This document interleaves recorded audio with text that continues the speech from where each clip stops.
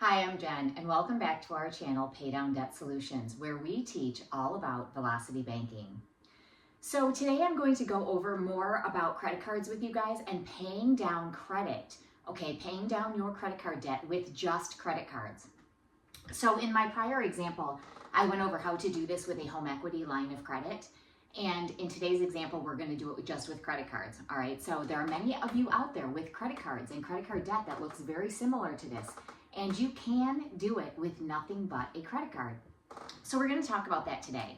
And I also want to go over some more about the conceptual view of how you get your income back, or I'm sorry, how you get these payments back as income and as cash flow.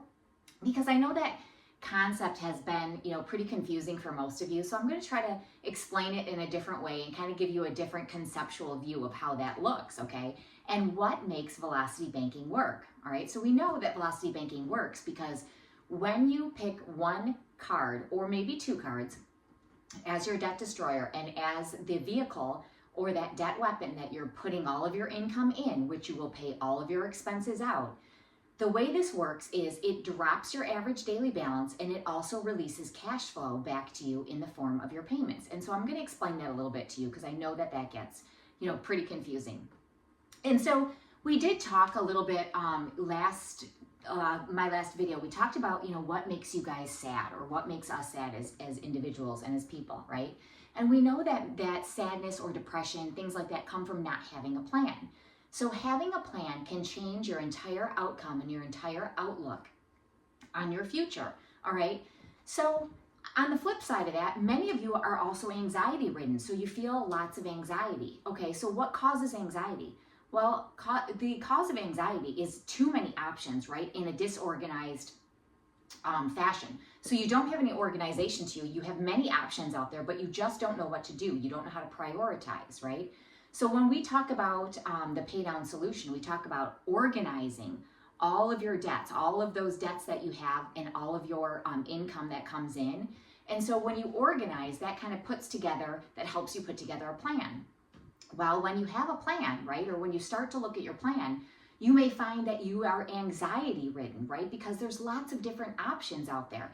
And with velocity banking, yeah, there are options, but the cool thing about it is, and what should decrease your anxiety, is that you're using one debt destroyer, right? You're using one debt weapon to help you organize and figure out what you're going to do, with those debts. And so all you have to do then inside is to take a look at that debt weapon and determine how you're going to put your money and which to prioritize first, okay? So with these bills here, right? So we're looking at what to prioritize first. We know we're going to be using a line of credit. We just have to pick which one, right? So that's so that helps to alleviate some of that anxiety. The other thing that causes you guys anxiety too is the fact that you're looking at all these things out there. You're like, okay, well, maybe I can try the 𝐓𝐇𝐈𝐒 method, okay? Maybe I can try that. Maybe I can try this velocity banking method. Or maybe I'll just continue to, do this traditional banking thing and I'll just throw all of my money at it, all of my money at my debts. So you're looking at this and you're saying, there's so much out there. There's so many different, things that are causing us to be distracted, right? And that causes anxiety.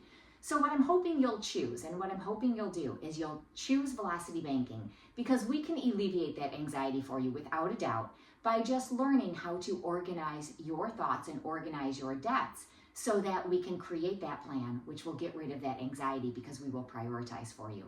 Okay, so let's get into the conceptual vision and the conceptual view of what makes this work, okay? So how velocity banking works. So I'm trying to come up with different ways to make it make sense for you, all right? So if you're, you can laugh at my little stick figures and my jugs of water because it is kind of funny, but I'm trying to give you guys ideas and ways to look at this and view this. So it's conceptually a little bit different, okay? So it might just sink in a little bit better when you see it a different way, all right? So if you look at me, so I'm a runner, right? So I run a lot and I have to have water intake. And if I don't, I get these massive headaches, all right?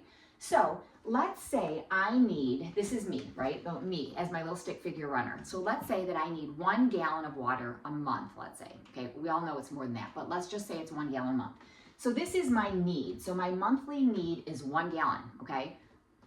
But let's say that I drink, instead of 1 gallon a month, which is what I need, I drink 4 gallons of water a month. So if I drink 4 gallons of water a month, that is well above and beyond what I actually need. So do I need that 1 gallon anymore? Well, no, I don't, right? I don't need this gallon because I have all of these gallons, all right? So if I'm intaking 4 gallons of water and I'm only required 1, I don't need that 1 anymore because I have more, all right? So that's how I want you guys to start thinking about these payments that come back to you when you're putting your income into your debt destroyer, all right? So when your income goes into that debt destroyer, it is then satisfying that need, right? That payment. And the rest of that money then goes and works down your debt. Just like this is all working down my dehydration, this, right, is now working down your debt. So let's look at it one other way, okay? So let's look at it using our debt freedom graph, okay? So if we take a look at this, okay, so I'm gonna take my payment, I'm gonna take my income, all right? And let's say this American Express is the only thing that we have to pay, all right? So I'm using this one as my example. So if this American Express card is the only card that we have to pay, all right? And my monthly payment is $379, and I'm gonna work all of my income into that card, and let's just say everything else is chargeable, so I can charge everything out of it, all right? So if this American Express is my debt destroyer, and I can charge everything, I can put all of my income in because I can charge everything out, all right?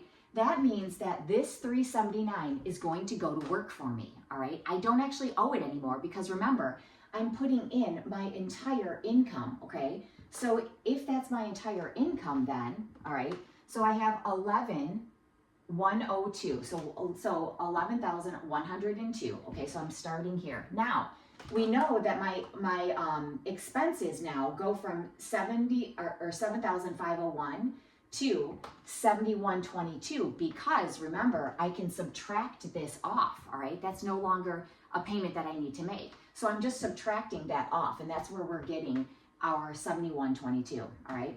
So if I then start out at 11,102 and I put my entire income in, all right, that means I am dropping in 1 month worth of time, I am dropping my balance from 11,102, okay? Remember, I'm putting in my 7680, so now I'm dropping it to $3,422. All right, so what have I just done? I've taken a balance from 11,000, and in 1 month's time, I've dropped it to 3,400-ish, right? So 3,422.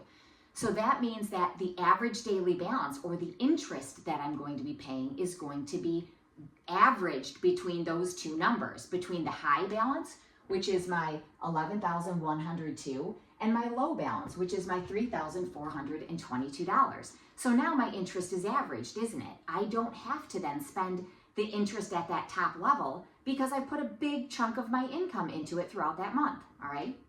So if I continue on this way, all right, and I continue on this way, that means that my next month, all right, so my next month I start at 10,719. Well, why do I start at 10,719?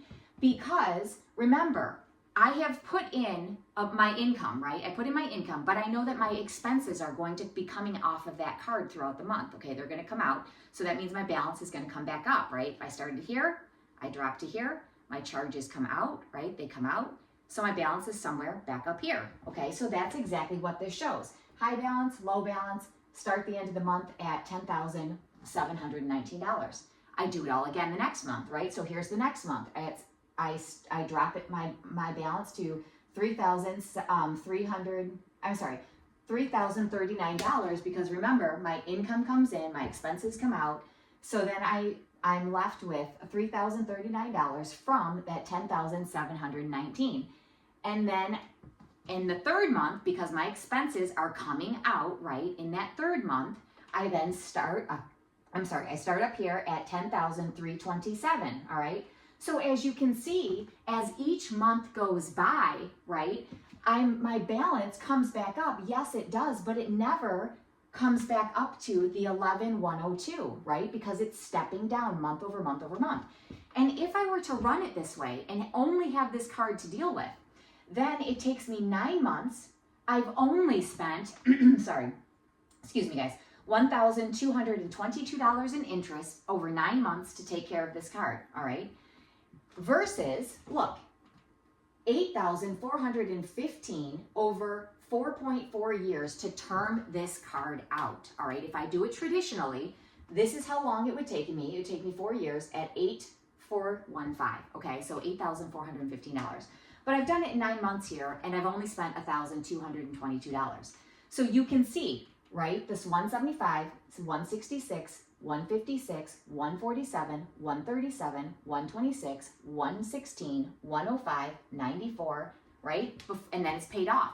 So you can see my interest coming down every single month, just as my balance is coming down every single month, just as my income comes in and drops my low balance, okay? So every month my lowest balance is dropped considerably, and then it averages back out because my expenses come out.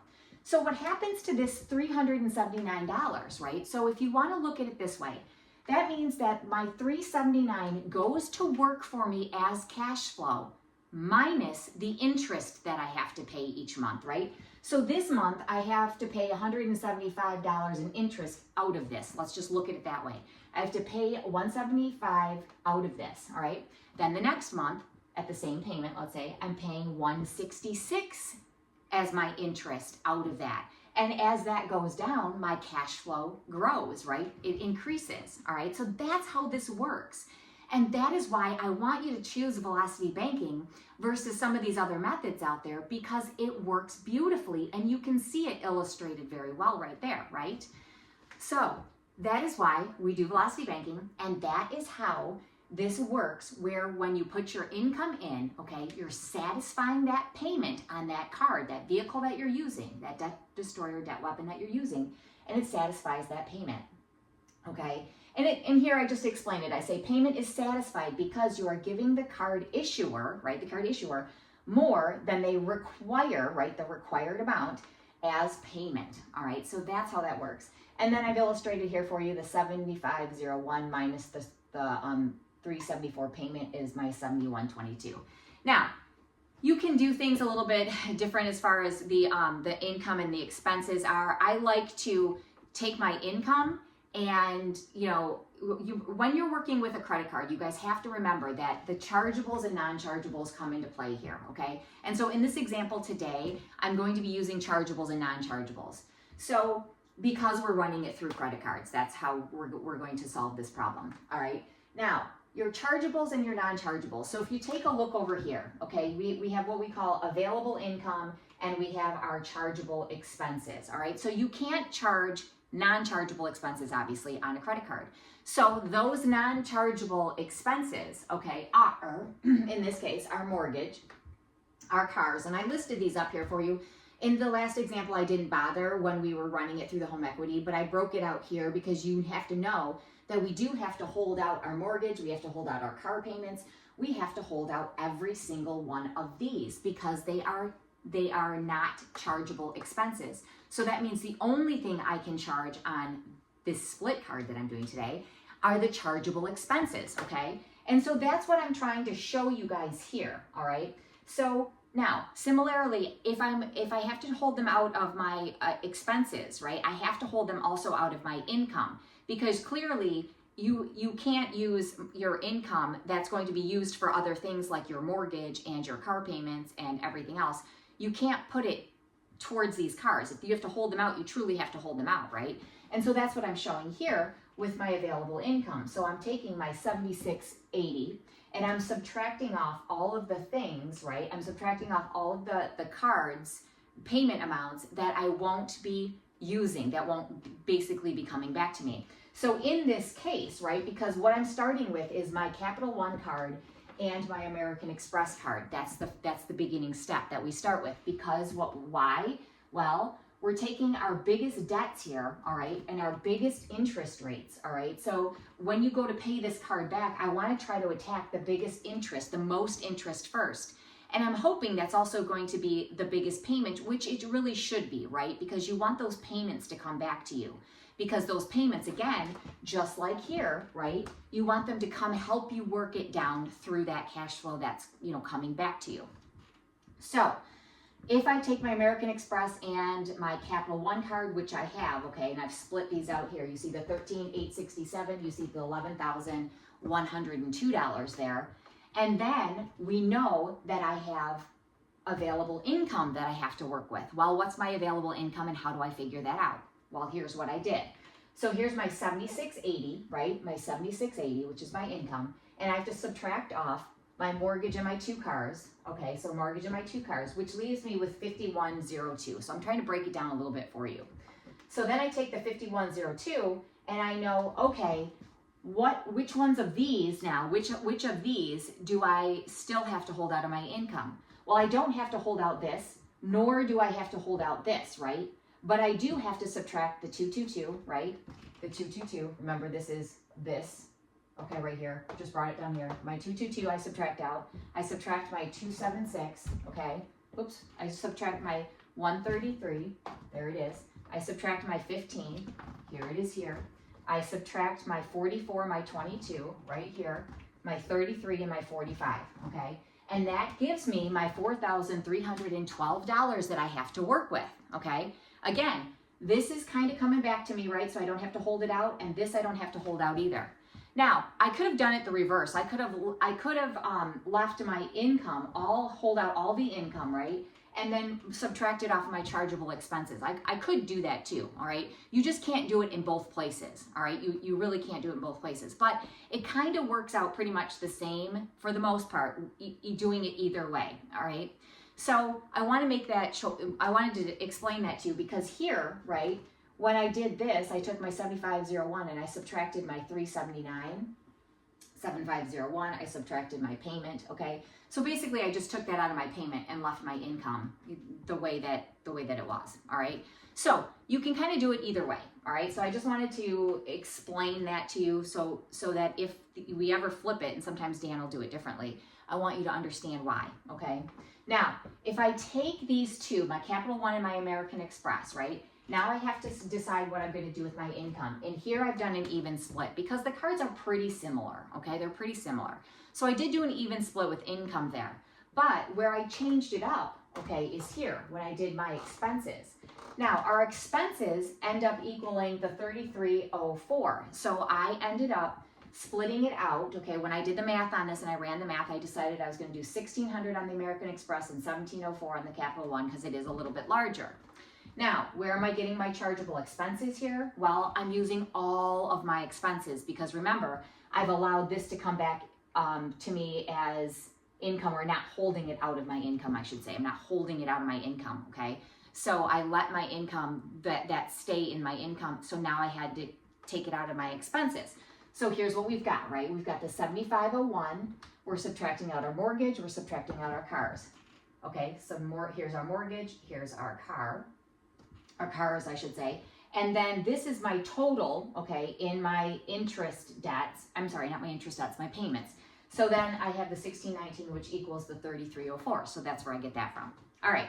So now you can see I've split these cards out, all right? And in 22 months, my American Express card is done, all right? My American Express card is done. Now, my Capital One card is not, all right? It is not, and I think it carries out 53 months or something if I were to let it go like that.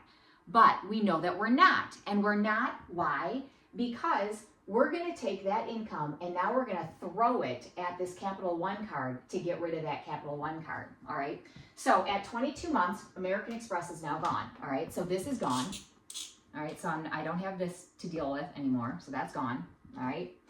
And my Capital One, my payment, right, this it has kind of come back to me here already because, you know, both of these payments, I'm, you know, using them, they're coming back to me. And so this is gone for good here. And at 22 months, my balance on my Capital One card is down to $9,246, all right? So I can't discount that. So that's where my balance is at. And I then take my entire income, the $4,312, and I start throwing it onto this card, all right? Or I should say the income that's available to me to use. And so it takes me 6 months and I spend $658 in interest on just that, right? But in the meantime, you know, as this has been running, the interest that I've spent on it is $53.23. Okay, so $5,323. All right.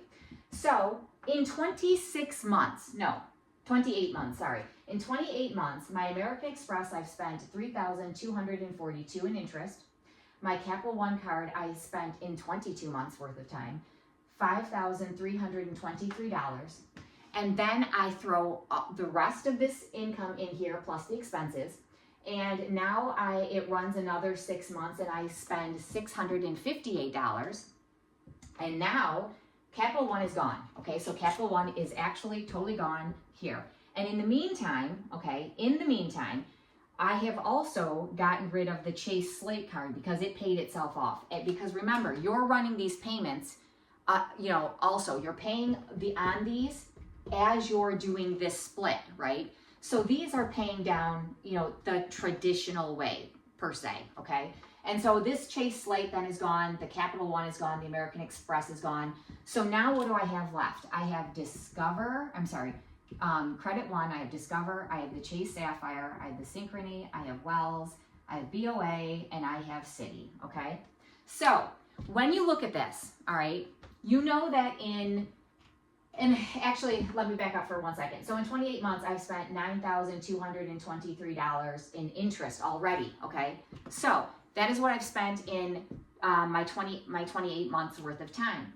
But we know that we have these here that have been running the whole time, okay? And so during that time, you can tack on another $9,000-ish, okay? So we're spending about $18,000. Now, if you recall, at 29 months in the last example with the home equity, in 29 months, I spent $17,005, I think it was, total, okay, to clear out all of that debt, and it took me 29 months, right? So here we're at 28 months, and we're at about $18,000 in interest spent, right? And we still have these cards left, okay? Now, at this point in 28 months, you have to remember, you have paid off now American Express, you've paid off Capital One, and the Chase Slate, which was nil, right? It was like a $500 card. You've paid those off. So now what's happened? Well, a couple things have happened. Your credit score has gone up, okay? So now you're looking at 0% balance transfer offers. And if you don't have a 0% card offer, you're looking to then flip some balances to either Capital One or American Express at that point, because you're going to have about $13,000 in debt left. And I know this because I ran the numbers, all right? And I'm not taking the time to do that today. So you're looking for about $13,000-ish, somewhere around there, to balance transfer over to a 0% card or one of these other cards to finish running it down, okay? So this interest here, so your biggest balances that will be left to you are going to still be Discover and Credit One, and then the Chase Sapphire card, just still have some left on that. So these are your heavy hitters. These are going to be less than $2,000 at that point, okay? So they're going to be about $1,900. So these will be, taken care of pretty quickly. But these debts here, I'm going to be looking to park that on a 0% card more than likely. That's probably what I'm going to be doing at that point. So you can probably get this all said and done. If you have a 0% card, it's not going to be too much more than the 18, right? Because you'll be able to throw this on a 0%. You're going to have a balance transfer of, a couple of $100, right? You have that balance transfer fee that will have to be added into, the interest of what you've spent.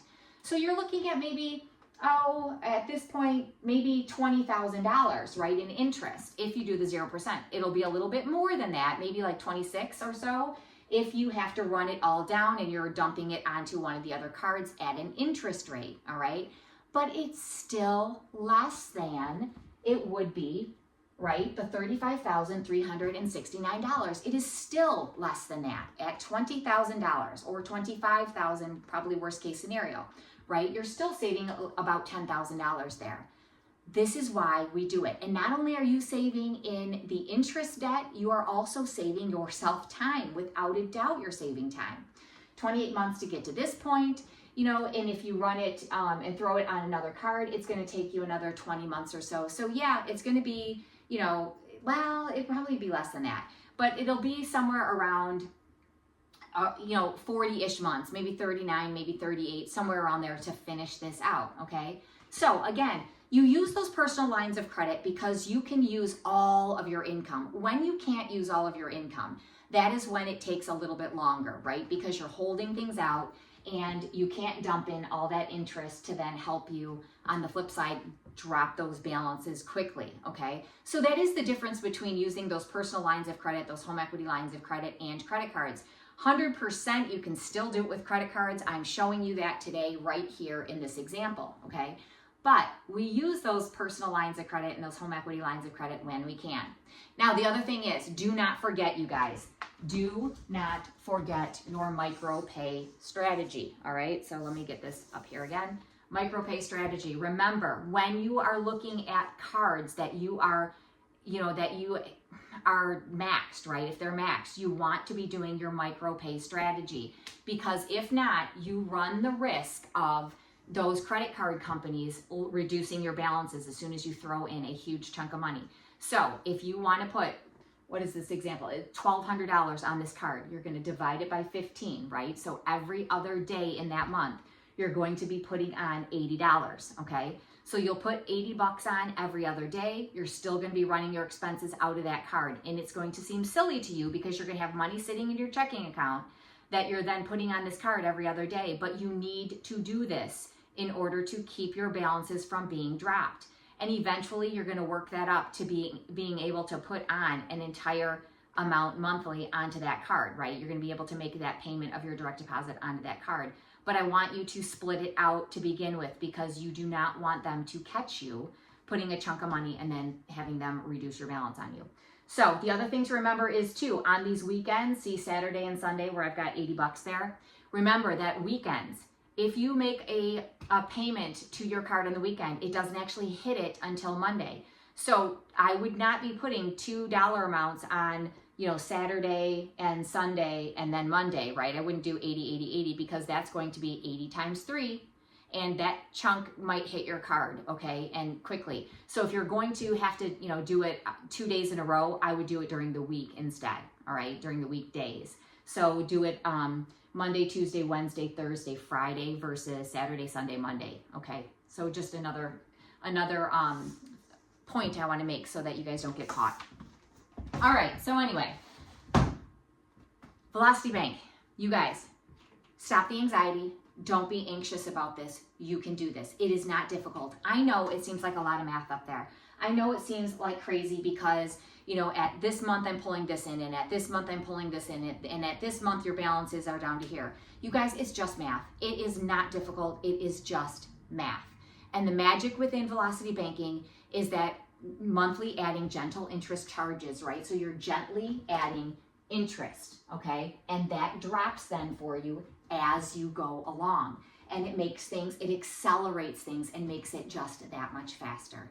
I hope you guys have learned something today. Again, I want to mention our workshop. We're going to be doing a workshop mid-July, probably on a Sunday, where you guys can, get your worksheets from us, and you're going to bring your worksheets in, and we're going to help you. We're going to answer questions, and we're going to help you with that, okay? There will be some kind of cost to it, but it won't be as much as like a coaching plan, for example, because you're working your own numbers. But some of you want that coaching plan because, again, this can get a little complex, and I get it. If somebody can, answer that for you or do it for you, why wouldn't you, right? All right, you guys, have an awesome day, and, I hope you've learned something or learned a little bit more about, how to conceptually understand how you're getting the cash flow back to you. Have an amazing day, and I will see you soon.